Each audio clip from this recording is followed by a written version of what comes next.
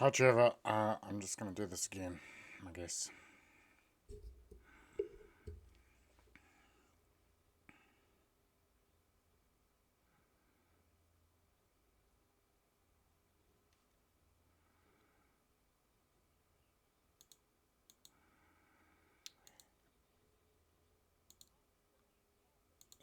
I mentioned this in the first video, like his legs are unguarded, so there's no reason for you to be fighting this. You should be fighting, just lift his feet up, man. It's way easier.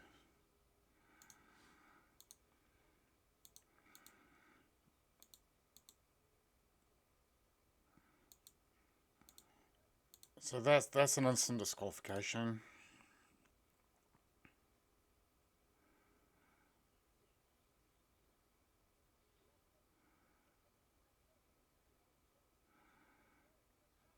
So the pass is pretty good. Um, I don't think that this is a good idea to just rush to the back. There's no reason why you couldn't have stayed to the top. Like, you shouldn't.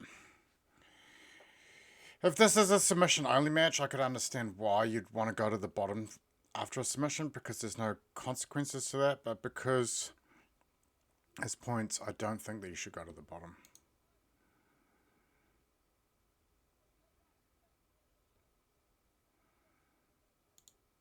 So good entry on the armbar. I think he gets out of this. I would have liked to have seen your knee close up near his head and then back heel with your heels this way. So you have a little bit more weight on his head.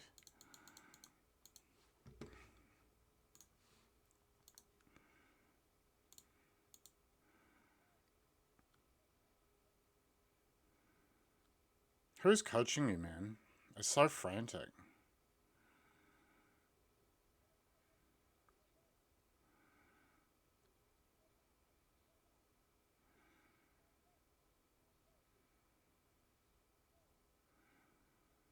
I don't know why this guy's staying in your guard with his head down.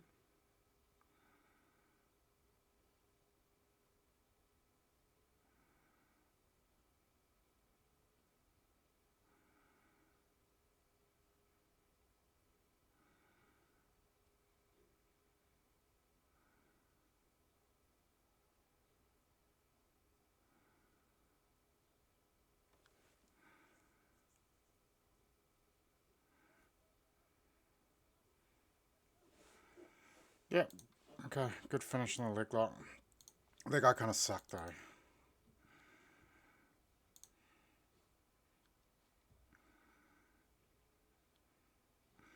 So, did he just snap you into the front headlock? Yeah. So just on this, grappler, NZ grappler rules. So Sports Jiu-Jitsu Federation rules and what NZ grappler uses are completely different. But because you fell on your ass first, that's why he got takedown points. Because it's bullshit. You should do the Von Flu here.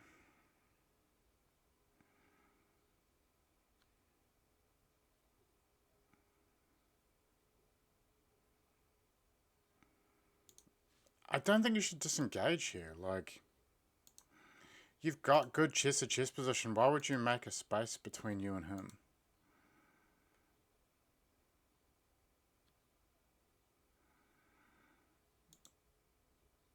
Pretty risky. You got chest to back. Again, like, so fucking risky doing that, man. Like, if don't end up on the bottom.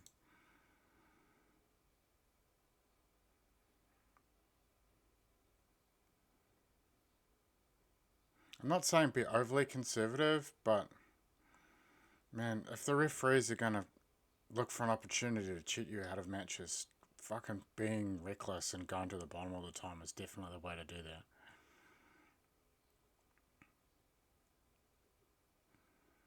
So you got your hooks.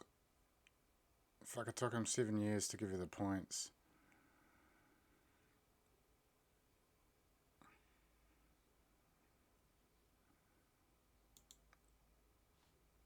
I mean, you look like you probably could have finished that.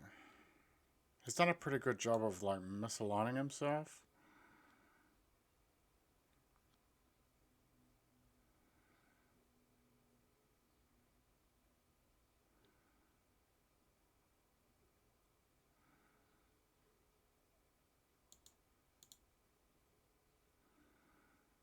And clearly doesn't know how to escape the body triangle.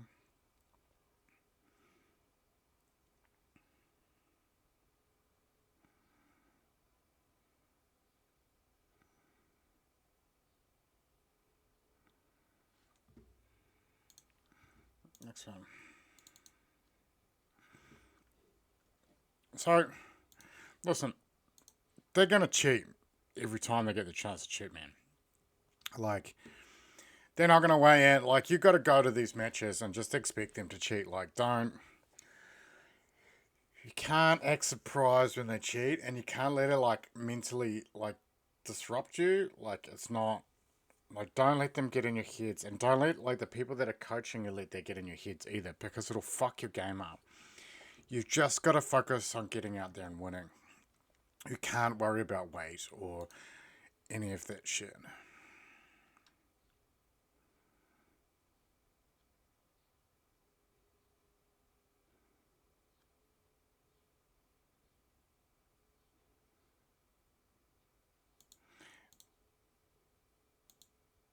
So this guard pull's good. I think you did it the right way. They're not going to give you points for give them points for doing that.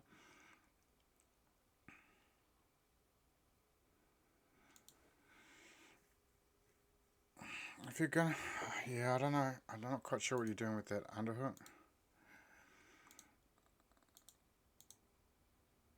Yeah, I mean the position looks pretty good. It's viable. Okay.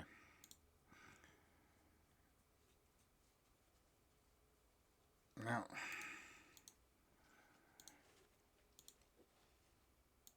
working from the shield to here, you really should have gone to close guard, I think. You could come up on this too. This position is not great. So you've really let him get too far around here, and then because he's like, you've overcommitted to this side, he's going to cut back to the other side. So,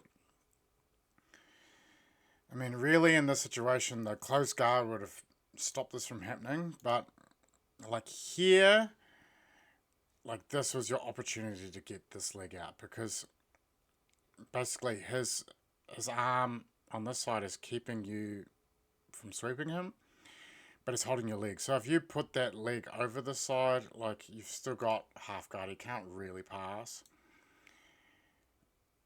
You're just giving him like too much side to side action, really. Okay, the turtle attempt was good.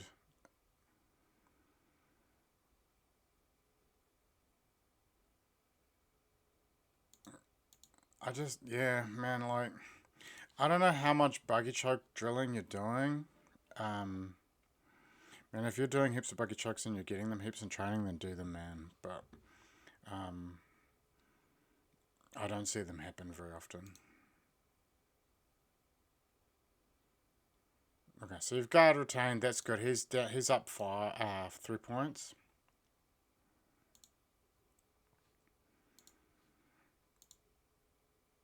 So you really needed a deeper bite on his arm, like the fact that his elbow's already out as you're bringing your leg over. It's not likely that you're going to get that. And then he's starting to smash past on the opposite side. Okay, let's have a look. This frame is okay. I mean, this leg's position is okay. Okay, so he's flattening you out. I mean, the butterfly hooks are nice. What are you going to do with them? Yep, the reset was good. Now, this is where I think you make the mistake that basically costs you the match, is this. Putting this leg to the outside is what cost you the match. You are in seated butterfly guard. with double underhooks, basically. You get double underhooks. So you got fingers together, double underhooks. There's no reason for you to let go of double underhooks with butterfly guard until you finish the sweep from butterfly guard. Bringing an inside hook to the outside, like you didn't have control of this arm. So for me, like, I wouldn't even bother trying to sweep on this side because of this arm being here. You've got an underhook. It's much better for you to try to elevate him up and get him to overcommit to something and then try to sweep him rather than, like,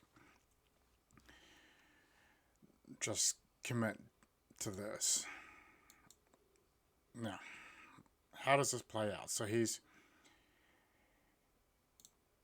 still got a butterfly hook. You are going to get smashed past from here. This arm, he's like so deep on this underhook on this far side. Like, there's not much you can do about that. You can frame. You could use your shin against the inside of his thigh to off balance him this way a little bit. So that way. Okay. I can't remember how this plays out. He just steps over to the mount. You should bring your knee to your chest here.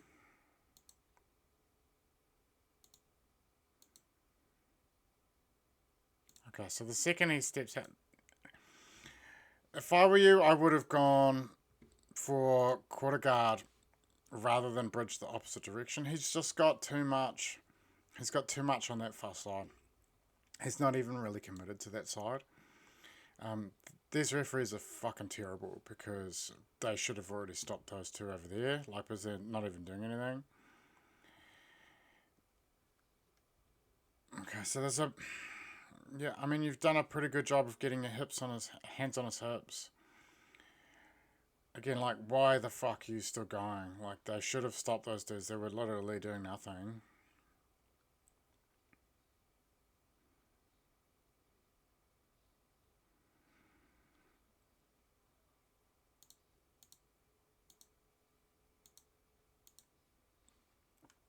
Okay, so where's the weaknesses of his position here? He's committed pretty heavily to your head. My first bridge attempt would be to the crossface side.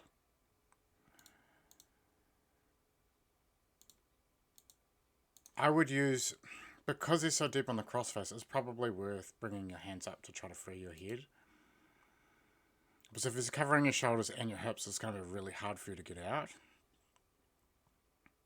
So good single leg bridge, good work getting the butterfly hook on. I would have liked to have seen you try to sweep him or off balance him that way as much as you could initially, rather than letting him resettle.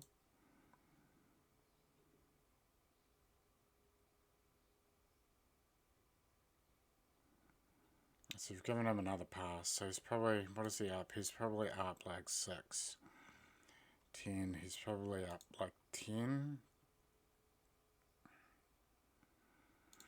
Okay, let's just talk about this bridge.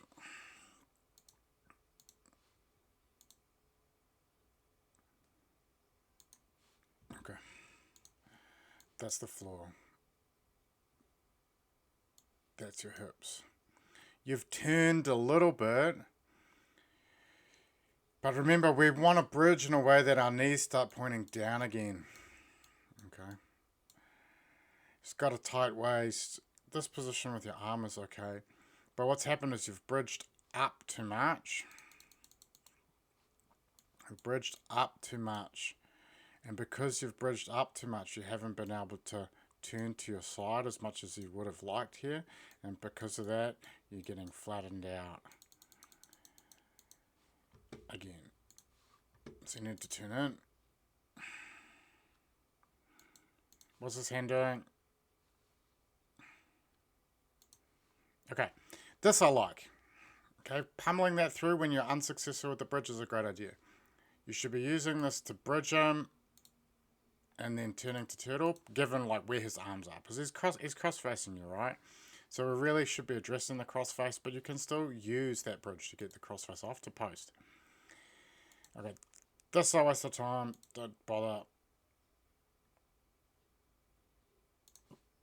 what's this doing on the outside? This should be on the inside. So you're going on the mount again.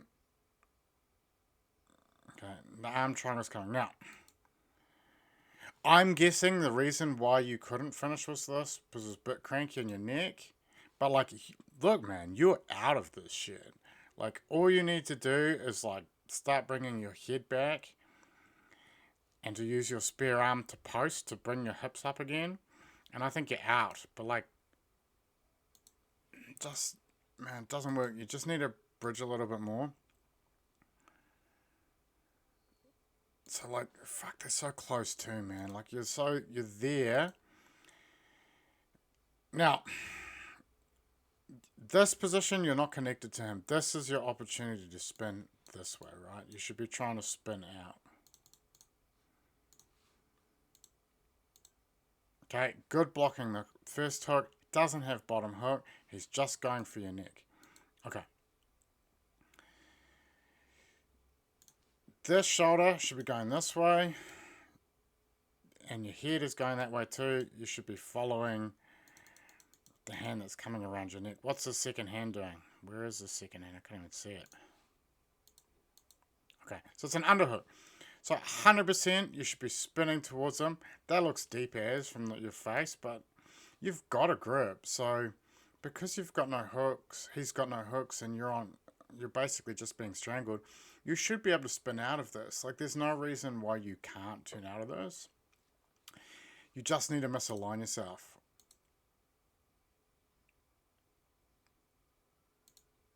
He's not even connected to your back anymore. Just deep, hey. As that second hand's coming in, so you've blocked the wrist. This hand, if he's sneaking it in, man, if you've noticed that he's got his hand on his bicep, you should be using your left hand in this case to fucking shove his elbow up in the air, man, so you can't get that choke. But, like, as I said, you're not aligned, so you should be pushing this up. Anyway, I hope the sound works better on this one.